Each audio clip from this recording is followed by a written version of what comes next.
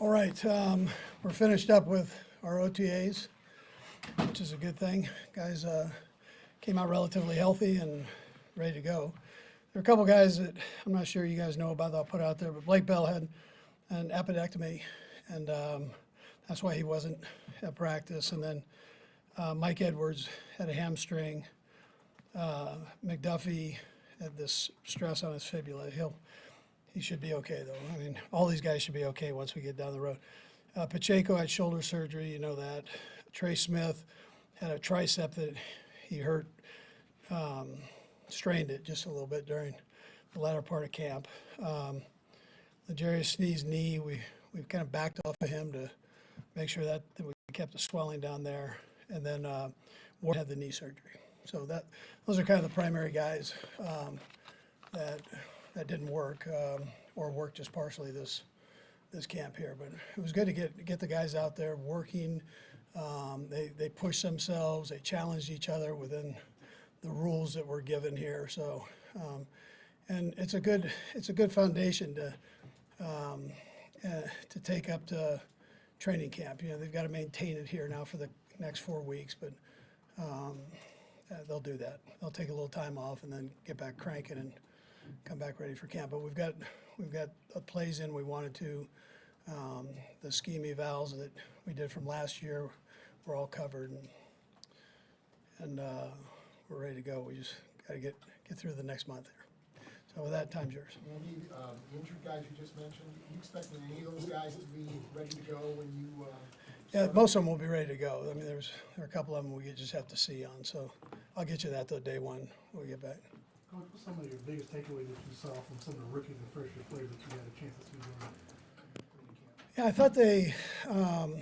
I thought they handled the load of, you know, the plays without picking out specific guys. But in general, that's what you look at.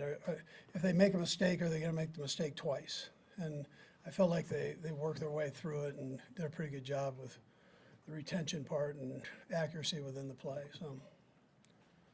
Andy, how much the most comfortable, excuse me, do you think Sky is overall? His whole demeanor seems different, just even in here speaking to us. Yeah, Sky was targeted quite a bit this preseason. He was one of the higher targets this preseason. He had most catches, or close to the most catches. So I think he's taken a good jump. Most of all, you know, the quarterback trusts him, so he was willing to throw the ball. That's why I mentioned the number there. So. The quarterback's not going to throw it to you if he doesn't trust you. And you feel like he's, just in his familiarity with everything, I mean, does that really Sure, show? way different. But listen, still a ton of room to climb and grow. He's so willing, though. And you got a chance to see one of the good parts of his personality is when everything was going wrong last year with the punt returns, he didn't let that bother him. You know, he came back and he'd have a big catch in the same game. And you know, and that was all new territory for him with these punt returns. But, you know, the resiliency and able to kind of focus back in, that's a good quality to have. Andy, understanding you guys haven't been playing real football out there, but Yeah. have you seen anything from Clyde during OTAs that would lead you to believe things are going to be different from here? I thought Clyde came back in good shape. It was great for him to get all the reps that he did. He did a nice job with it. Obviously, he's talented. So, really, for all those running backs, it's just a matter of getting out there. That when things are flying, especially around their legs, and that they've got to make sure that they, you know, they keep that. But he's proven that he's good with all that too. So. And with the defense, I know you guys have been doing mostly 7-on-7 passing. So, have you seen that secondary just from the offensive vantage point of how they've improved since last season? Yeah, they know what they're doing now, which is a big plus.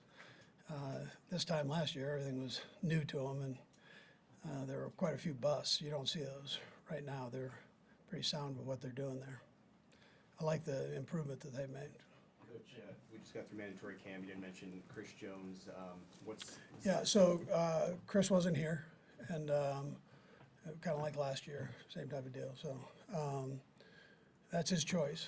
You know, so he chose not to be here. But Coach, I'm sure he'll be at training camp. I'm sorry, could you talk about the ring ceremony and just having it here during this time when everybody can be here? Yeah. So, and we invite the people back that we're with other teams now, so it'll be a little bit like what went on at the White House, but they're coming back to Kansas City. I think it's a great deal. I think the Hunts have put together a real nice night for the guys, and I think when it's all said and done, you'll be able to hear that response from them. It's a nice plan there. Just wanted to make sure I understood you correctly on Chris. You said you're sure it'll be a training camp. Well, yeah, I mean, I'm not sure about any of that. I'm not sure I'm gonna be there, but I mean, I gotta get through. I wish I could predict that, but I think he's, there's a chance he's not. We'll see. So, I mean, I know it's Brett's deal, really, but you have, your feelings are pretty good right now on that front as far as camp goes? Yeah, I don't even deal with it. I mean, I let Brett and his group deal with it. If you're there, you're there, and if you're not, we keep going. It's one of those deals. So they'll work all that out. They're communicating, so that's important. What's your communication with Chris been about all this? Make sure you're in shape. Andy, could you share any of your thoughts and emotions directly after the Super Bowl victory and as the night went on? Like that's an intense thing you just went through, and then the game's over. Like, where are you? Yeah. You think about how much fun you had, you think about how relieved you are. What goes through your head? Yeah, well, you have the big party afterwards that goes on like all night, and then Ted gets me up at. I don't even go to sleep. I mean, but Ted's knocking early in the morning for a press conference. So. But what were you thinking? Like, you're talking to people, you're backslapping, but are there anything you can share about? Yeah, you feel like you've accomplished something. Obviously, you're happy most of all for the guys that have gone through this thing and endured to the end. It's a long haul. There are a lot of ups and downs, a lot of things that you got to work through, whether it's personally or playing wise. You've got to work through all that stuff, and so these guys are humans. They all have. Everybody has issues. Do you replay any of the decisions that you made and think, oh man, that was like a Not at that great moment. call? No. Not at that moment. I mean, you're just happy to be there, right there. Yeah. It slows down a little bit the second time. I can tell you that. You can enjoy it a little bit more. So. With that in mind, you guys have been enjoying a lot of the success, and from a national perspective, it looks like a lot of celebration. That being said, you have football to focus on. Yeah. How have you been able to manage all of the celebration with trying to get the job done? Yeah, I look at what's real. I mean, we had 99% of the team here, with the exception of Chris. Everybody was here and working hard. And so that's the important thing to me. I mean, everything else we can talk about, but they're here working. And we've got good leadership in that locker room. They know this is all nice. White House was nice. This is going to be nice tonight. But that's history. It's all been done. Now it's forward. And that's the way they've approached this offseason. It's been fun to watch. Coach, your rookie class last year, they talked about wanting to make their own statement build their own legacy with what they did last year, helping the team win the Super Bowl. How do you have them, with the experience that they did last year, share that with the rookie class this year, and also keep them motivated to try to go back and run back on? Yeah, right. You've got guys they're motivated guys. I mean, you start with the quarterback and Trav. They've been through the whole thing, so they know what it takes to get there, and they're able to communicate that, and they do that. And I mean, we've got a bunch of guys that were there, and they understand the trials and things, the energy that it takes to get there. So that's the way they've. Listen, I'm aware of all that.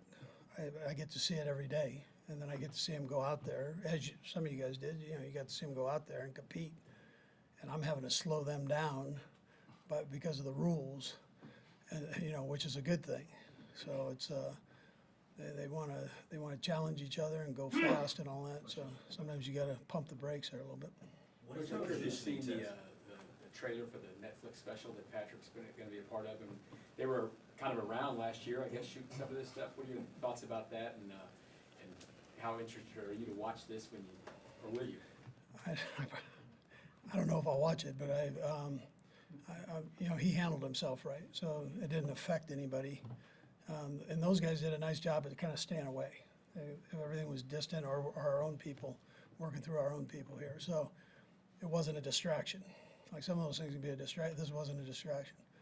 And, you know, whatever turns up, but it's, you know, he handled it the right way. Coach, it looked like you found a lot of work for Wanye Morris during this game. And I know, hey, still need to get the pads on the seed, but what did you kind of learn about him, especially maybe his future as a left tackle? Yeah, I like him. I like his ability. I think that was a good pick there. So we'll just see how it all works out once we get going. But he held his own. He rotated in a little bit with the ones, and as Andy does, he kind of gets everybody going there. So I'm curious to see how he does once we get going. And he's tired, and mentally and physically. Let's see what happens then. We got three more. We'll go Aaron, Vahe, and then I know you all had the conditioning test today. What is it, and maybe how has it changed over your years of coaching? Yeah, this isn't even a test today. This is just the test is when they get back. This is just something I try to give them all the things that they're going to see at camp in some form. This is a short version of it, but it gives them an idea where they're at and what they need to do in the next 4 weeks to get themselves ready for camp. So it's really not, we don't grade them on this or anything. We just let them go, and it's really self for each one. You might be able to do that. Huh? Andy, a few weeks to camp now. Are you able to? Do you want to disconnect? You know, shut down a little bit yourself and get away from everything, or how do you balance that? Do you have to think about how you do it? I don't have to think too hard. I'll take a little time. Yeah, most of the coaches take time now. You know, this was a shorter off season because of what we went through. So the coaches jumped right into free agency and then the draft stuff, evaluation stuff, and then the OTA. So there hasn't been a ton of time off for them. So this gives the guys an opportunity to get away. It gives me an opportunity to get away. Will there be a day or two you don't even draw on napkins? I mean, do you find a way to just not do I'll probably anything? listen. I normally take the mornings and for an hour or two and knock some stuff out, and then I'm good the rest of the time. Yeah. Okay, so you won't. I'm at the beach, but I'm not really. You know, I don't have that beach body. Bye. last one, Sam. Andy, just the second time being the defending Super Bowl champion, obviously, I know you guys had a good regular season last Yeah. time, but do you learn anything that you change as far as beyond scheme, like messaging type of stuff between now and then training camp and Yeah. just that time period? As far as scheme, I mean, we try to change that up every year a little bit. I mean, you're gonna have your base plays, but then we try to add a bunch of new stuff in there. It keeps everybody alive, and then I'm short and sweet on messages. I think the truth happens on the field. You know, toughness it's one thing to talk about toughness, but reality is you got to go do it, show it. And then when you invest time in something, then you're less likely to put out a poor performance. You take a lot of pride in that. And so time and effort become a big part of being a professional football player. You know, so that's, I don't do a lot of talking. I don't do a lot of talking to them. It's more, this is what we're going to do. Let's go. Do it with some energy. You know, be an energy giver, not an energy taker, and let's roll. All right. Thank you. Okay. Good.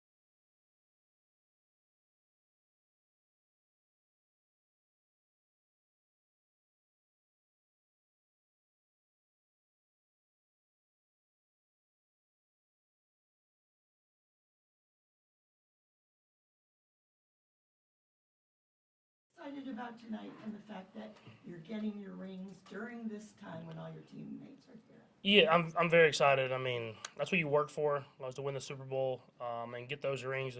They last a lifetime.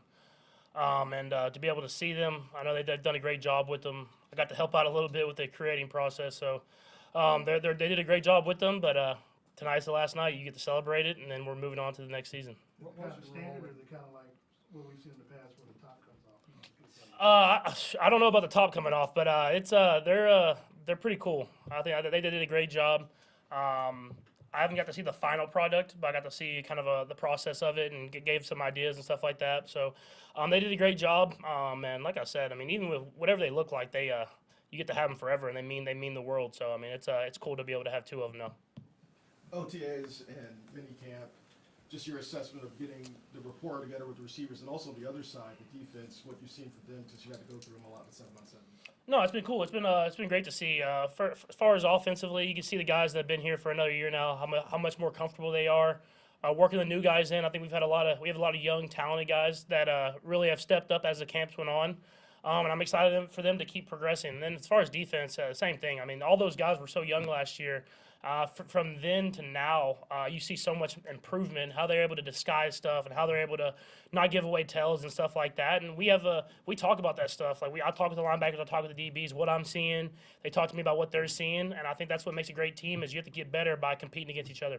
I understand that you guys let the business be the business and players don't talk about this thing. What's the communication like with Chris when maybe he's not in attendance here? Yeah, I mean, it's like you said, it's part of the business. I think Chris knows that we love him here. He's been a part of this team for a long time. He's one of the main reasons that we've had the success that we've had. He's been that leader on the defense. He's made a lot of big plays, and it seems like the biggest moments, and you want those guys on your team.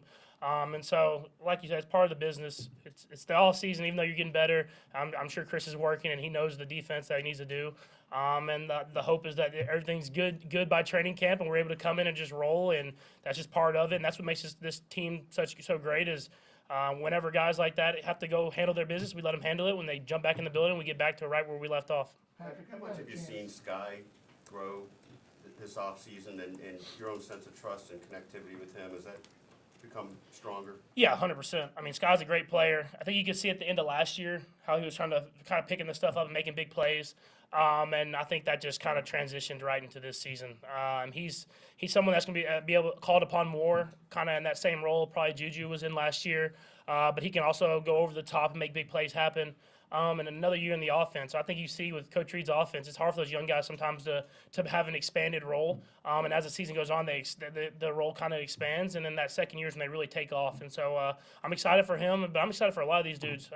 It's cool to see how comfortable they are with the offense this year. And we're going to continue to move forward and put more and more on them so we can be the best that we can be. And following up on that, I want to ask you, with the receiving group that you had last year, including Juju and Cole, now what you have now, what difference, or what are some of the differences that you see with this new set of receivers? Yeah, I think it's just they understand what's required for them to be great. Last year they were all learning at the same time. I think that was a different thing. I mean, McCole was the only guy that had been here. So they were all learning together, trying to figure it out and put it all together, whereas now they can teach each other. And you have guys like Marquez and Sky and Kadarius and Justin Watson. They can teach these younger guys like how we do things, how to run the routes a little differently than where they've been previously or in college. And we just have a deep group, man. It's going to be a lot of competition. I said it the first time I was up here. It's like I don't even know who's going to be that active roster opening day because there's so much competition. And I can see these guys all making the team. Pads come on next month, that'll be the test, but how have you sensed Smith and Taylor, the tackles, kind of fitting in their growth so far? Yeah, really good players, both of them. I mean, they've had success other places, so you know that they can play at a very high level, Pro Bowl caliber level. And so now it's just about incorporating them into our system. I think the best thing for him is we go against Spags. So he does a lot of different blitzes, and they're having to communicate and use that communication. And then whenever they're blocking one-on-one, I have all the full trust in the world. But utilizing that communication, being at the right guy at the right time, stuff that we work through. But I think if you can get through OTAs and minicamp and training camp with Spags and get to the season, it'll be a lot easier. Patrick, you got to, for the Netflix special, you got to use your production company in the making of it. Mm-hmm. What was that process like, and just what was it like seeing the trailer come out? Yeah, I wanted to for sure be able to have some editing rights because because I've realized that I'm kind of wild on the field. Like I don't even remember the things that I say, but I'm a competitor. That's just who I am. And so it was cool to be able to go through that process. And obviously having Peyton and his company, I have full trust in them. But thanks to the Chiefs and Coach Reid for letting us do it throughout the season. I've watched pretty much all of it. It's gonna be cool for everybody to see, and there's a lot more of the I'm like that stuff in there that I left in there. So I'm gonna try to, but I couldn't leave it all in there because I say a lot of wild stuff out there. How did you get involved in the match for a second straight year? I think my golf game is just so good. No, it's it did so well last time with Josh and with Tom and with Aaron that they asked me if I wanted to do it again. I was like, sure. They asked if I wanted to put Trav in there, and I was like, well, why not? I mean, it's going to be a lot of fun. Steph's obviously a really good golfer, Clay, and they've had a great run with the Warriors with Clay, and so it'll be cool to have two different sports go up against each other. I know them both pretty well, so we can kind of talk some trash and do that type of stuff, and then anytime you combine Vegas and Travis, it's going to be a good time. So I'm sure it'll be some good TV. You plan to work on your game much between now and then? I'm going to try to. 2 kids, 2 years and under. I haven't been able to golf as much as I usually do, but going into the match last time, I was playing bad golf, and I played good out there, so I'm just hoping I can have another one like that. So I'll play a little bit here and there. I have a charity golf tournament coming up. But other than that, we'll just get there and roll and see if the lights come on, if I can respond. Travis better like he is, like you had to get him to pitch baseball. Pretty good. You get him better on the golf course too? Yeah, I think it's scramble or shamble rules, and Travis hits the ball really far. It's just not always straight. So if I can just be consistent and hit most of them straight, I think Trav will give us some shots that will help. And then at the same time, I mean, it's the same thing. Travis, whenever the lights come on, always plays a little bit better, and that's his type of environment, so he'll be comfortable. So I think whenever we get out there, he'll respond, and we'll have a good a chance as they do to win that thing. Patrick, when we talked with Matt Nagy, he mentioned just as far as maybe an emphasis on progressing through reads. Not that you weren't doing that before, but just trying to improve there. Just wonder if you could go through what the emphasis might be at camp in that area. Yeah, I think I think you see it sometimes whenever we kind of get some lulls in the game where we're not executing at a high level. I think I get stuck on trying to. I believe in myself, so I get stuck on I can fit it in there. I can make that throw, and instead of just getting through the read the way the play is called, and that's something that I've always worked on. I think you saw it a couple years ago, and I got better at it this next year. But let's continue to get better. You want to be able to get the ball into the right guy's hands at the right time. And the thing about having all these receivers this year is we can trust everybody to make plays happen. So instead of hanging on a guy maybe a little too long and try to force a ball in there, let's get through your progressions, get through these reads. And this offense gives you a lot of tools, and I just want to try to utilize those. And so that's something that I've worked on all throughout OTAs. Hey, Patrick, we've talked about David Girardi before. I know you're a big fan of his. How has he been settling in to this new role, and what's his biggest strength? What does he give you in it? Yeah, I mean, I think first off, he came from the defensive side. He was on the defensive side for a while in college, and he's kind of worked his way over to the offense. And so it's kind of cool to see how the defense is thinking. He knows those things. He worked with the DBs, and he did stuff like that. And so I think for me, it's seeing it that way. And then obviously he's been in that quality control position, so I know him really well. He's learned the offense from the ground up. And he learned at a high level, and he continues to push me to be better and better. And so comfortability, and then ways to let me see the game in a little different way than I've seen it before. I'm always trying to get better and see it in a different way so I can go out there and execute at a high level. Nate? Patrick, everybody knows how tough Andy's training camp is. Obviously, that's next. You have a fascinating memory. I know you have a photographic memory as well. Can you just explain what was the hardest, maybe practice or the hardest moment of an Andy Reid training camp? Oh, 100%. I know it already. So first of all, you can see I'm still sweating from the conditioning test we just ran. But I think the hardest memory I remember was before I played that Titans preseason game my first year. I went into a group install, and I remember I knew the plays, but I got up there and Coach Reid told Nagy to call the play, but don't tell me the formation. And so he wanted me to be able to rattle off the formation without knowing what it was, and just call a play and let him do the formation. And I remember it just shocked me. I knew him all. It's like my mind just went completely blank. And so I just got up there, and I remember there was a play, and it was literally 5 words, which is the one play in Coach Reid's office, not 15 words. And I was so flustered that I forgot it. I forgot the formation. And so it's stuff like that. He keeps you on your toes. And I mean, I know it's hard physically for guys to get through. But I don't think people understand the mental side of it. Is like you're thinking the entire time, and I think that puts as much stress on you as the physical toll. And so, especially at the quarterback position, you have to stay on top of everything because Coach, you don't never know, and Coach Reid kind of throws those curveballs at you. Can you just recap what the setting of that was? That was the Yeah, so it was that fourth. It used to be the fourth preseason game.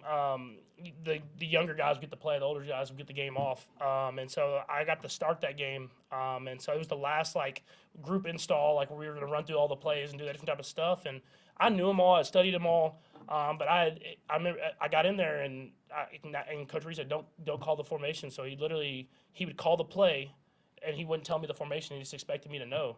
And so that's Coach Reid for you. So I know ever since then I've always known the formations. I've never if you call a play, I know the formation off the top of my head. Diana? So you were younger then, obviously, Mm-hmm. you've grown so much, but does he do anything during training camp that can challenge you at this point in your career, where he can get you still? Yeah, no, 100%. He always asks. He'll ask like little questions that you kind of lose track of throughout a long training camp practice. You might be just going through, you're running plays. It's all back to back to back. He'll just ask you what's the down and distance of that last play. And so you're like, man, we've ran 8 plays in a row. I don't. It's like 2nd and 7. All right, and you're not even thinking about. You're thinking about the play and getting everybody lined up, stuff like that. Or he'll ask you, how much time was left on the play clock before you snapped it. And so it's just stuff like that. He wants you to make sure you're seeing everything at the whole entire time. And so when you get to the game, it's easy. And so he just keeps you on your toes. And it's little things like that whenever you continue to learn, and like I've gotten to a point now where I know the formations, know that different type of stuff. He wants to make sure that you're paying attention to the littlest details on every single play. Darren? Oh, sorry, go ahead. Sorry, we're just want to play off that conversation. Yeah. It was good. Coach was pointing to the leadership in the locker room on keeping you guys focused through a lot of the celebration, which is great, but you guys had a job to do. What have you been doing on the field, and even just talking to the guys about making sure you guys got the job done, because it's such an important time of year for you? Yeah, I think I just told the guys out there right now, I mean, like, enjoy this break. We have a short break, and we're back in like a couple weeks. And so I just told them enjoy it, but have yourself ready to go. And I told the guys that are going to be at the ceremony tonight, I said, this is it. Like, you're celebrating. This is your last thing. You get your ring. And even though we've been working this entire time, you still have that in the back of your mind, like, oh, yeah, we're getting our rings. We're Super Bowl champs. But now it's restarts, and that's how the NFL is. Like, it's time to move on. You're going into training camp next, and you want to repeat. I mean, no one's done it since I think like 2003 and 4 with the Patriots, and so you know how hard it is to do. And we had a chance a couple years ago, and it didn't go our way. So how can we be better from that and have a chance to go up against this AFC, which is a lot of great quarterbacks and great teams, and repeat? And so we got to start with day one, and that's taking care of ourselves during the break and getting ourselves ready to go for training camp. All right, we're gonna go Darren, Karen, Vahe, and Nick. Yeah, I was just gonna follow up on that. Know that you're playing at a high level these last 5 years. How do you keep the players, and where does the credit go for you all to not get burnt out? Obviously, long season, last 5 seasons, trying to get back, and you talk about trying to repeat again. How do you keep from getting burnt out, when the season comes, especially when you're trying to repeat again?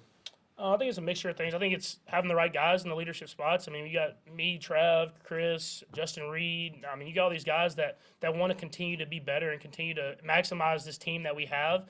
And I think the coaches, they push us every single day. And I think Brett Veach and that group of guys making personnel decisions, they bring in young talent and guys from other teams that are hungry and want to win their championship. I always feel like the old head, because I'm always talking about like, hey, like you got to see like what winning a Super Bowl is all about. But there is a thing you want these other guys to experience it too, because even though it's the same, we're the Kansas City Chiefs, a lot of guys haven't won that Super Bowl or got that ring, and you want them to have that same experience. Karen? So is that the secret to not just getting to the top, but staying there?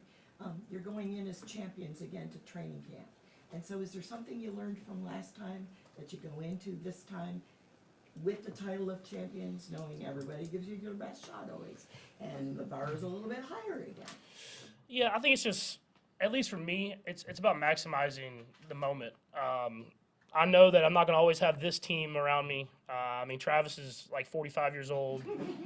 Chris is all getting up there in age too, still playing at a high level. And all these guys are at the prime of their careers, and you never know if you're going to have this team. And it's not, and I never have regrets about when you play your best and you lose, but I don't want to ever have the regret of not giving my best every single day and then looking back and saying, hey, like we had the team and I didn't do what I needed to do, in order to put us in the right position. So that's where I feel like it's not always about winning. It's not always about winning that Super Bowl championship. It's about leaving everything on every single day to give yourself the best chance, and whatever happens, happens. Because at the end of the day, everybody's trying to win it, and there's a lot of great teams. But I think we have as good a team as anybody, and we can win it. So I'm gonna try to do whatever I can to put our team in that position. Patrick, obviously Andy still challenges you as you're talking about, but there's been a wavelength with him from the time you met him, basically. And I wonder if you could just describe how that's grown and maybe what ways you feel like you always sort of know what's in his head and vice versa. I think it comes with just preparation. He's very open. He tells me what he's thinking throughout plays. I mean, y'all see him. He's right there behind me. He'll ask me questions right as the play goes on. What did I see? Stuff like that. And I've kind of got a feel for what he's looking at, why he's calling plays, what he's calling it for, and everything like that. And then the person that he is. I mean, he truly cares about everybody in that locker room. He wants everybody to succeed. And he tells guys all the time. He said he'll be your biggest fan. If you don't make this team, he's going to try to get you on another team. And that's just who he is. He cares about the people as much as he cares about us playing on the football field. And I think that's why you get such effort and greatness from these guys, because we want to do whatever we can to help him out. And will you guys leave each other alone over the next month, or are you going to be calling and texting? How much? Like I try to leave, and then he always calls me at the most random times. Like he'll call me at like 4 a.m. and I'm just like, Coach, I'm sleeping. And he's like, he's up. He saw a play that he likes. He wants to talk to me about. And so it's I know I love it though. We love football, and that's why we get to come up with these creative plays, because he's always working. Last one, Nick. Yeah, Patrick, going back to the Netflix series, with the amount of access you gave to him, what are you hoping people take away after watching it?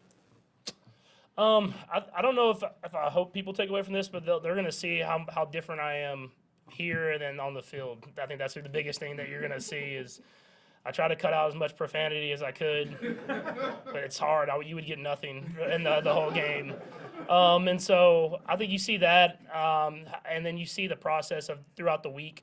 And I know you hear it in the trailer and stuff like that. People don't. I mean, it's just hard. Not a lot of people see the process of throughout a week of how much preparation and working out, and it's a long season. It's 8 months pretty much from July until February, whatever you want to call it, and the OTAs as well. And so you have to prepare, and it's a long process of you're getting better, even if it's not that day you don't have the success you want. You did it for a reason to get better, and I think that's what you're going to see. And I think you see it from 3 different perspectives at the quarterback position, and you can have success in all different ways. So it's really cool, and hopefully they pick up another season. We get some other quarterbacks so you can see their perspective as well. All right, thank you. Thanks, Patrick.